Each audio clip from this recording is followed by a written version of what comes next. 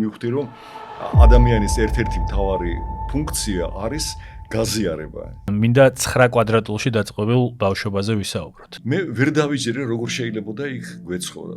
შევძრებოდი ხოლმე სკოლაში სწავლობდი და არ მიშვებდნენ შევძრებოდიან ბალიშის ქვეშ ხმარო არ ყოფილიყო, მაშინ ძველებური ის იყო სპიდოლა ეგრეთ წოდებული ტრანზისტორი და ამ დასპიდოლათი ვიჭერდი და ამ ხმაურში და ამაში ამ რის ვაიო აგლახით უსმენდი ამას და ესე.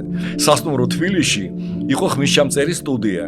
რომელსაც რომ მივედი პირველად და იქ სია იყო მთელი ეს ვარსკვლავები ეს ოსკარ პიტერსონი და ეს ელა ფიჯერალდი ყველაფერი ჩაწერია ჩამოწერილები თითო ღირდა თითო მანეთი თითო ჩანაწერი და ამ ჩანაწერს აკეთებდნენ იმეებზე რენტგენის ფირფიტებზე რომელსაც ამათ აძლევდა არამენსის სავანტყოფოდან უგზავნიდნენ და რბილად გადაცურდა ეს კავკასიონი იმაში კოკა-კოლა ბოთლერს ჯორჯიაში ეს იმე და კოკა-კოლა გახდა ამის ხელმძღვანელი. მე ვარ ბედნიერი რომ რაღაცა ისე განვავითარე ჩემი შინაგანი სამყარო და ტვინი რაღაცა რომ რაღაცაში ვხედავ კარგს და სილამაზეს და ბედნიერი ვარ რომ ასეთი უნარი მაქვს მაგ